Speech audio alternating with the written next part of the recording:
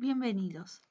Hoy vamos a ver cómo leer en las tablas termodinámicas y también interpolar sin morir en el intento. Esperemos que lo logremos. El diagrama TS supera en información a los diagramas presión-volumen y temperatura-volumen que vimos en otras ocasiones. En el diagrama TS, directamente la temperatura está relacionada con la entropía. Vamos a ver para cualquier sustancia pura una zona, que es la zona número 2. En esta zona tenemos una mezcla de vapor y líquido saturado, lo que llamamos vapor húmedo. En la zona 1, en la zona de líquido comprimido, que en el diagrama TS prácticamente es muy poco lo que podemos distinguir de ella. Y en la zona de vapor sobrecalentado es la zona 3. Para ingresar a la tabla, nosotros en la zona número 1 necesitamos temperatura y presión.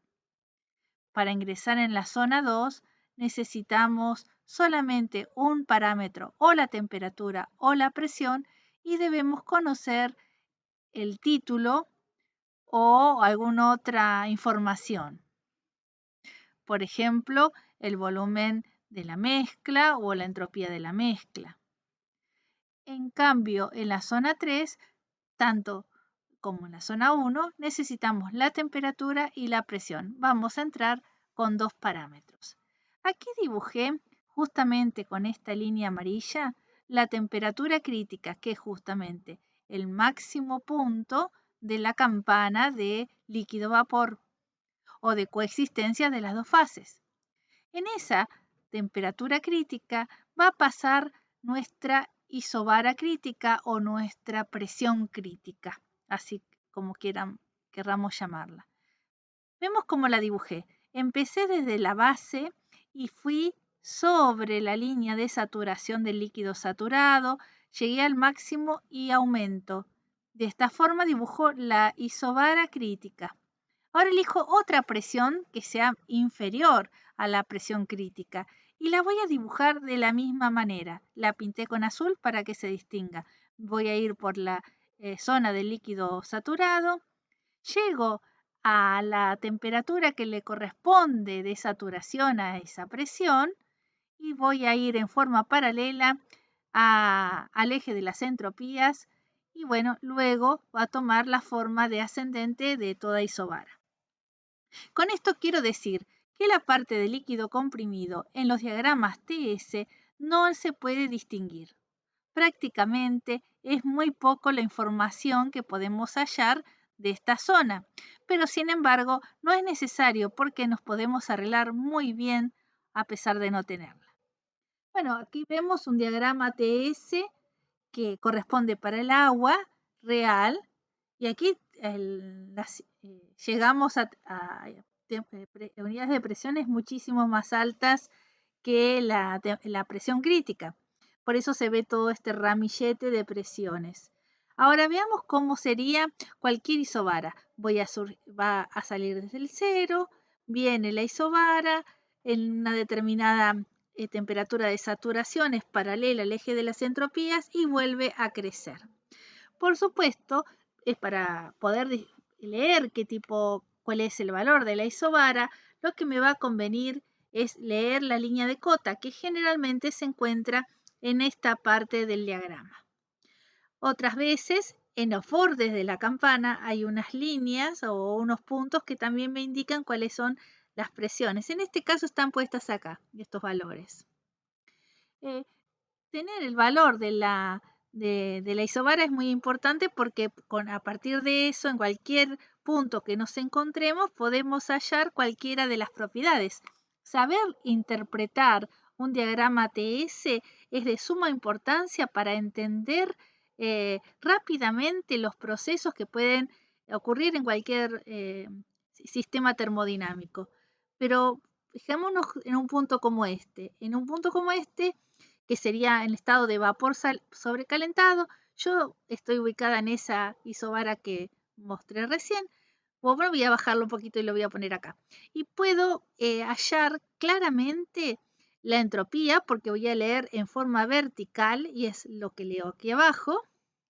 Y puedo saber leer también la entalpía. En este caso está un poco caprichosa la curva de entalpía, pero porque tenemos unas temperaturas, unas presiones muy altas, pero generalmente los diagramas las cortan bastante, entonces no se ve este decrecimiento para luego, crecimiento para luego decrecer. Bien, y comienza desde aquí. Bueno, en esta línea se ve el comportamiento de una isoentálpica. Por eso los diagramas TS son interesantes porque puedo leer todas las propiedades, ya que la energía interna es nada más necesaria con saber la presión, el volumen y puedo despejar el valor de la energía interna. Recordando que la entalpía es igual a la energía interna más la presión por el volumen. Y las líneas, las isocóricas, están marcadas, que yo no las marqué especialmente porque son estas líneas de punto que se ven en el diagrama. También se van a leer a través de una línea de cota.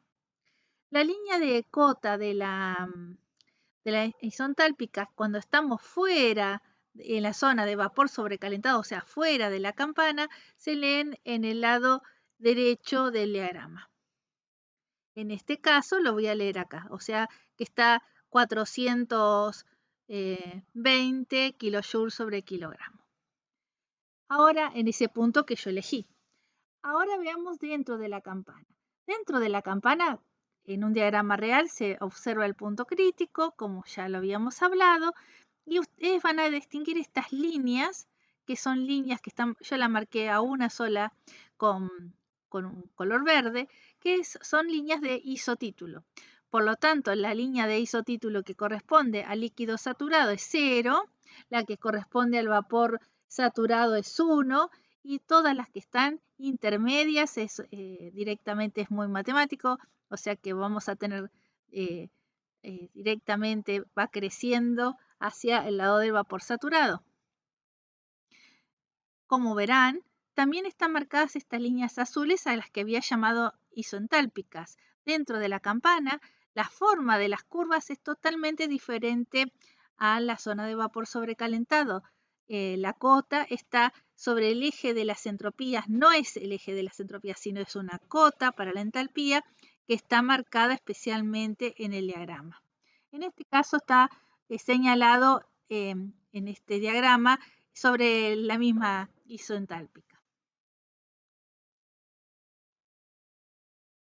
Pero el objetivo de esta presentación no era leer los diagramas, sino que ver cómo buscar los valores en la tabla.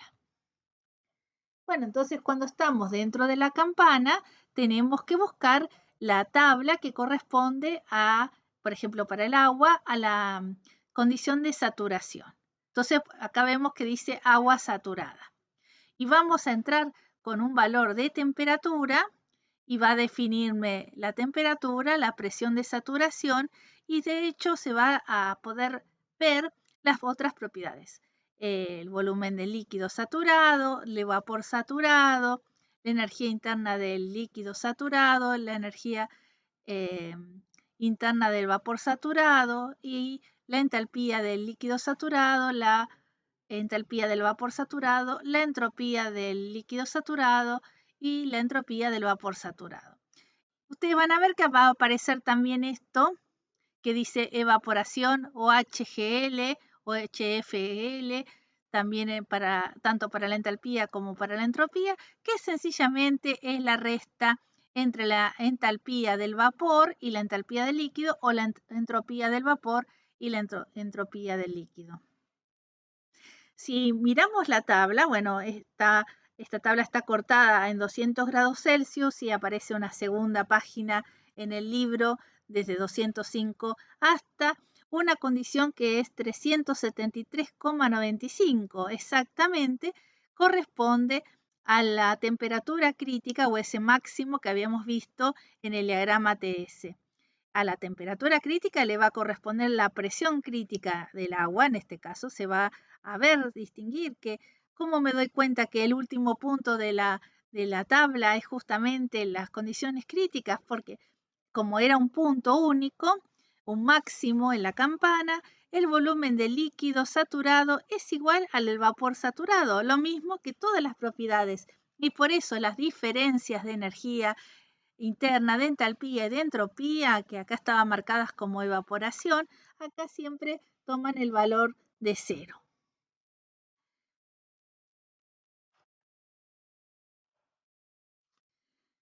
Vamos a ver cómo podemos hallar las propiedades en esta zona bifásica. En esta zona bifásica sabemos encontrar las propiedades del líquido saturado y del vapor saturado, pero ¿qué pasa cuando yo tengo una mezcla? Habíamos llamado título a la masa de vapor sobre la masa total. Obviamente, si yo estoy en el borde del vapor saturado, tengo título igual a 1. Si estoy en el borde del líquido saturado, tengo título igual a 0. O sea que no hay manera ninguna que el título tome un valor diferente, o sea que siempre va a estar entre 0 y 1.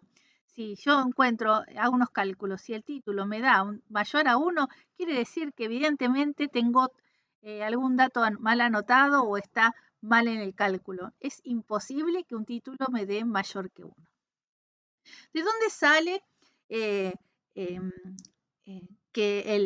esta ecuación que ustedes habrán escuchado, que el título es igual al volumen menos el volumen del líquido? Yo le pongo líquido saturado con una comilla para que sea más rápido para escribir, y el vapor saturado como 2 comillas, menos el volumen del líquido saturado. ¿De dónde sale esta ecuación? Sencillamente en decir que el volumen que va a ocupar una mezcla es el volumen del líquido más el volumen del vapor. Fíjense que yo lo escribí con mayúscula, que se refiere que es una propiedad extensiva. Entonces ahora lo escribo con minúscula como propiedad intensiva.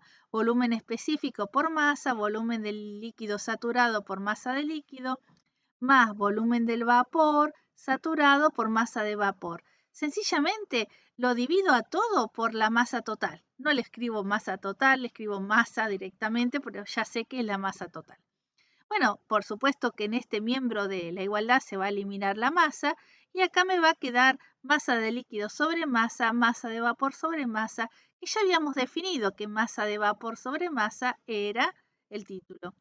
Así que la masa de líquido sobre la masa no es otra que 1 menos el título. Y reordenando me quedan estas dos ecuaciones que son muy claras y que todo el tiempo las vamos a utilizar. La gran ventaja que con esta ya tengo despejado el título y con esta tengo despejada la propiedad conociendo el título. Ahora yo esto lo aprendí para el volumen, pero puedo aplicarlo para cualquier otra propiedad que sea, y lo bueno de todo es que la ecuación siempre es exactamente la misma. ¿Qué pasa en la zona de vapor sobrecalentado? Y directamente tenemos una tabla que va, como necesito dos parámetros, la presión y la temperatura, voy a entrar con la presión y voy a leer la temperatura que necesito. Por ejemplo, acá quiero saber la presión a 50 kilopascales y 300 grados Celsius. 50 kilopascales equivale a 0,05 megapascales en este gráfico, así que entro a 300 y leo los parámetros que necesito. Voy a tener el volumen, la energía interna, la entalpía y la entropía. Muchas veces es un poco más difícil y más arduo con estos datos en el medio porque como que se pierde la noción del espacio, porque los datos están aquí arriba y aquí en los datos de presiones intermedias no los tenemos, así que los tenemos que leer de aquí y muchas veces surgen las confusiones al anotar mal, así que hay que estar bastante atentos con esto y recordar qué es cada cosa. Al lado de cada presión, ustedes van a encontrar un valor entre paréntesis. Ese valor entre paréntesis corresponde a la temperatura de saturación que tengo con esta presión. ¿Y por qué necesito este valor? Para por lo menos estar atento si estoy leyendo mal en el diagrama, en la tabla. Por ejemplo, si yo sé que yo tengo que buscar a 0,05 megapascales, en esta situación, tengo mi isobara, por supuesto, y la de saturación es 81,32, su temperatura de saturación. Pero si tengo 300 grados Celsius y tengo mayor temperatura, es obvio que voy a estar en la zona de vapor sobrecalentado. De esta manera, sé que lo tengo que buscar aquí. Si yo tengo una temperatura que se encuentra, que es menor a la temperatura de saturación y a esta presión, me voy a encontrar en la zona del líquido comprimido. Y en la zona de líquido comprimido, en el diagrama TS, no la puedo distinguir, sino que va a estar ubicada superpuesta sobre la zona de líquido saturado. Una de las grandes preocupaciones de los estudiantes es justamente la interpolación. Aquí se me ocurrió buscar a 0,30 megapascales y la temperatura de 320 grados Celsius, todas las propiedades.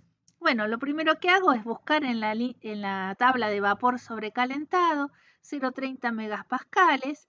Veo que estoy con una temperatura que está por arriba de la temperatura de saturación, así que estoy segura que estoy en la zona de vapor sobrecalentado.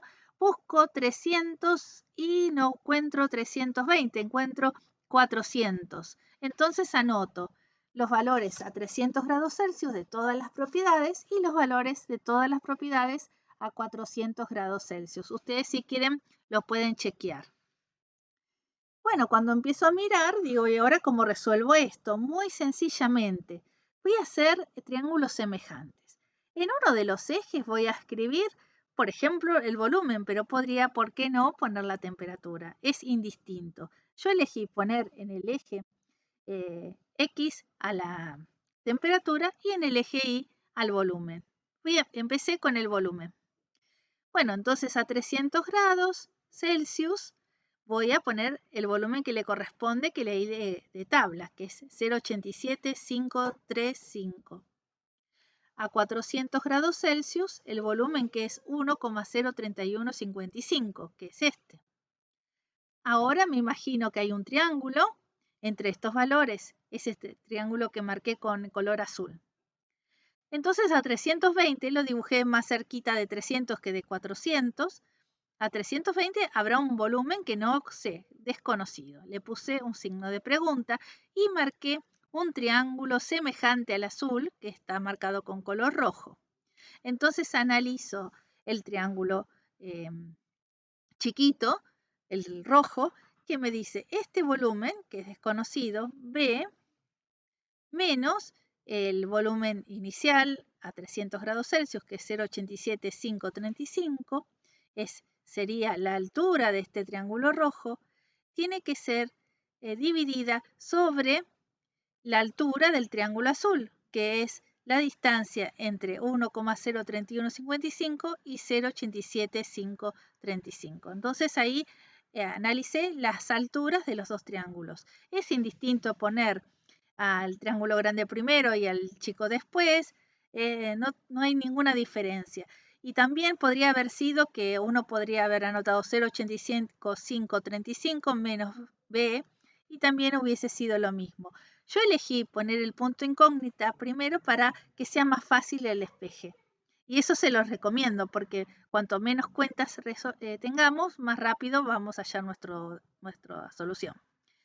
Así que elegí primero la altura de este triángulo rojo y la altura de este triángulo azul. Ahora tengo que analizar la base. Entonces, otra vez, ¿quién analicé primero? Fue el triángulo rojo, o sea, ahora es la base del triángulo rojo, 320 menos 300, con respecto a la base del triángulo azul, 400 menos 300 grados Celsius. Bueno, el resultado, fíjense que yo le puse un aproximado. ¿Por qué? Porque yo he considerado algo que no se los conté antes a ustedes, que entre 300 y 400 grados Celsius había una relación lineal con respecto al volumen. Esto es una suposición mía, porque 300 a 400 grados Celsius es un salto de temperatura bastante apreciable. Por consiguiente, tomar una relación lineal representa un error. Como las temperaturas solamente tenía 3 cifras significativas, fueron las 3 cifras significativas que tomé para el volumen a 320 grados Celsius. O sea que estoy perdiendo precisión cada vez que hago una interpolación. A veces sucede que tengo que hacer interpolaciones con respecto a las presiones. Y normalmente cuando realizo interpolaciones con respecto a las presiones y necesito sacar los volúmenes, ustedes van a notar, por ejemplo, si yo tuviese que hacer una interpolación entre 0,30 megapascales y 0,40 megapascales, que cuando aumenta la presión, el volumen disminuye. Entonces, hay que estar atento a eso y cuando trabajo con los triángulos semejantes puedo invertir las temperaturas y por ejemplo acá poner 400 y acá poner 300 como para decir un ejemplo. Puedo invertir, no pasa nada que si lo haga mientras que yo sea coherente con lo que estoy escribiendo. Primero tengo que interpolar con respecto a una variable y luego que saqué el valor con respecto a la siguiente. No puedo hacer todo simultáneamente. Una cosa por vez. Otra cosa que también les recomiendo a mis estudiantes es que tengan en cuenta cuánto se pierde y cuánto se gana con el error. Acá el salto de temperatura era muy grande, pero muchas veces no es necesario interpolar porque el error que se comete no es tan apreciable o las temperaturas no es un salto tan grande y entonces uno puede aproximar el valor lo más cercano. O por ejemplo, si yo hubiese necesitado 350 grados Celsius solo con el promedio de las variables, de las propiedades, yo hubiese tenido un resultado. Bueno, con el caso de líquido comprimido no tenemos tanta suerte porque en los diagramas TS, como les había contado, la zona de líquido comprimido no se puede distinguir y en la tabla para colmo de males tenemos muy pocos datos de presión. Acá podemos ver que los saltos de presión pasan de 5 megapascales a 10 megapascales y por ahí necesito alguna propiedad a una presión intermedia y entonces acá comienza el desbarajuste donde los estudiantes se asustan porque tienen que interpolar. Bueno, quiero contarles un pequeño detalle. Con respecto al volumen del líquido comprimido, se superponen todas las líneas en un diagrama TS porque si ustedes lo miran, todos comienzan con 0001, o sea 10 a la menos 3. Al superponerse todo, por eso está uno arriba del otro, todos los volúmenes de los líquido comprimido comienzan igual, o sea que recién están cambiando en el cuarto o quinto decimal. Por consiguiente, con respecto al volumen, no me tendría que hacer demasiado problema. Cuando analizo la energía interna, voy a buscar el camino fácil. El camino fácil es que la energía interna a una determinada temperatura o presión es aproximadamente igual a la energía interna del líquido saturado a la misma temperatura, o lo que es mejor, el calor específico por una temperatura menos una temperatura de referencia. ¿Cuál es la temperatura de referencia para el agua? 0 grados, o sea, directamente el calor específico del agua líquida, 418 kJ kilogramo Kelvin, por 60 grados Celsius, que fue la temperatura que elegí yo para analizar. 60 grados Celsius y 30 megapascales. Ese resultado me da 250,8 kJ sobre kilogramo. Y entonces alguien me puede decir, pero Edith, fíjate que acá pusiste 60 grados Celsius y aquí pusiste kilojoule, kilogramo Kelvin. Tendrías que haber convertido las unidades. Lo que sucede, que recordemos que esta T menos temperatura de referencia es una diferencia de temperatura. Y la diferencia de temperaturas en grados centígrados quiere decir que es grado Celsius o grado Kelvin es grados centígrados. La diferencia de temperatura es en grados centígrados. Es igual si lo hago en Celsius o Kelvin, porque es una diferencia. Bueno, entonces este valor es el que saqué como calculándolo, pero me quiero ver si lo puedo leer en la tabla. Por suerte, a 30 megapascales tengo la presión y a 60 grados, así que leí el valor original y es 246,14. no he cometido un error demasiado grave y puedo realizar más fácilmente las cuentas. Obviamente, cuanto la presión sea mucho más alta, más diferencia voy a tener con el valor que yo predije con este pequeño cálculo. Ahora, también había dicho que podía haber elegido que es la entalpía del líquido saturado a la misma temperatura. Entonces aquí puse la tabla de saturación y la temperatura de 60. Leo, es la presión de saturación, o sea que es total. Miren que la presión de saturación es 19,9 kilopascales, mientras que yo estoy analizando 30 megapascales, o sea que la diferencia de presión es enorme. Sin embargo, la energía interna del líquido saturado, a pesar de tanta diferencia de presión, es 251,16, que fue el valor que anoté acá.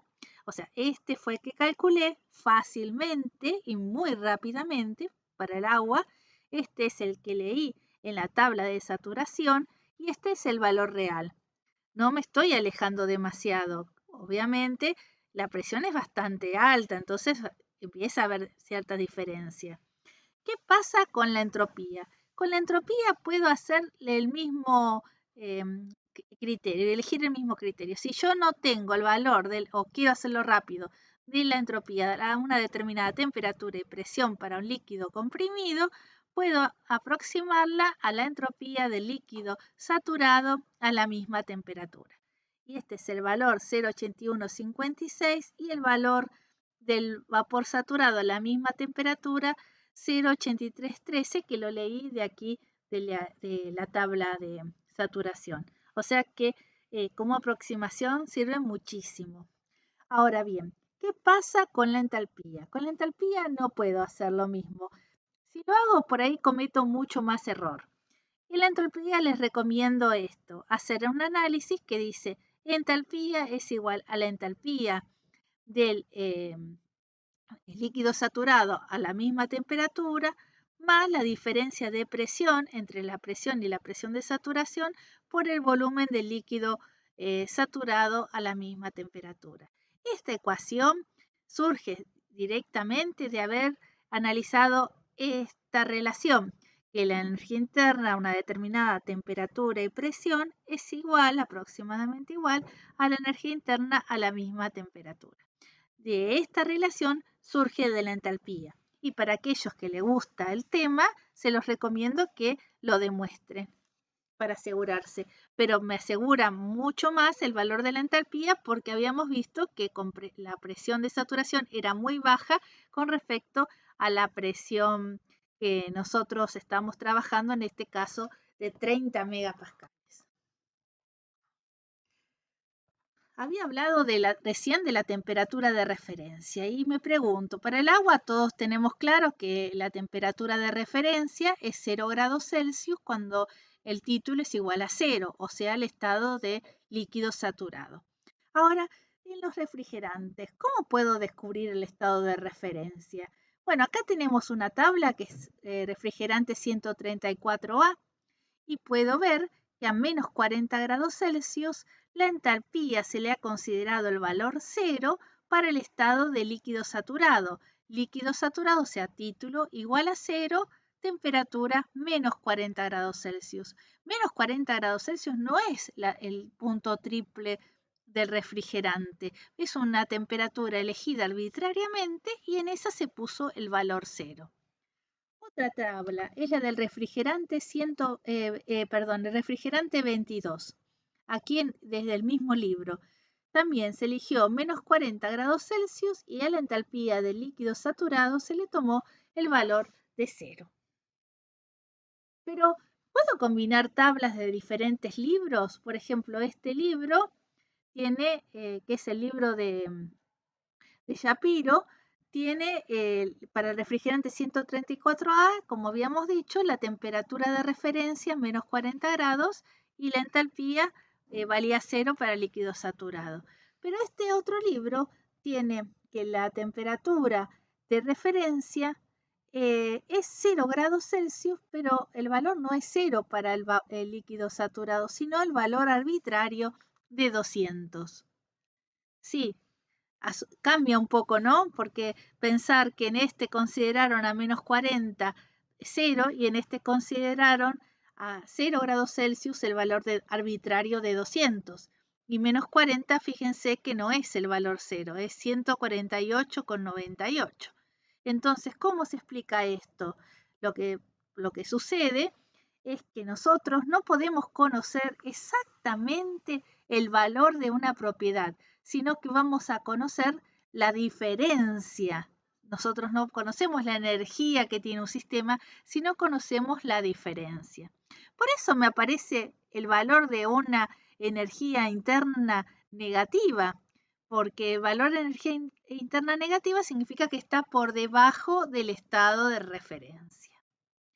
Bueno, por ejemplo, a la temperatura de 20 grados, la presión en bares, que corresponde de saturación para el refrigerante 134 según esta tabla, es 5,72 bares. Y en la otra tabla, 20 grados, 572,8 kilopascales. O sea que la presión que las dos tablas están dando es similar. ¿Qué pasa con el volumen? El volumen, bueno, yo en esta parte de la tabla no lo tengo, pero no debería cambiar, debería ser lo más parecido posible. Puede haber algunas diferencias en los decimales según la antigüedad de la tabla y según los datos que posean, pero no debería haber diferencias, por eso lo pinté de verde. Ahora, ¿qué pasa con la entalpía? La entalpía, si yo leo, tiene que ser diferente, tanto del líquido saturado como del vapor saturado, porque tiene otro estado de referencia. En este caso, a 20 grados Celsius el líquido saturado es 77,26 y en este otro es 227,49. Y para el vapor saturado 258,36 y en la otra tabla es 409,84. O sea, los valores son totalmente diferentes. Entonces, con diferentes estados de referencia, yo no puedo combinar tablas. Pero el resultado de haber analizado un problema de termodinámica con esta tabla o con esta otra, no hay ninguna diferencia. Y si ustedes no me creen, las diferencias de evaporación, que era la entalpía del vapor saturado menos del líquido saturado, en este caso da 181,09, es parecida en la otra tabla, que es 182,35. La diferencia está en la precisión que tuvieron al obtener los datos. Esta tabla es de un libro mucho más viejo y por eso hay cierta diferencia. Muchas gracias y si tienen que buscar, necesitan más explicaciones, búsquenlas en mi canal que tiene el nombre de Edith Farías y dejen sus comentarios de situaciones que necesitan o problemas que necesitan analizar o algún tema en particular.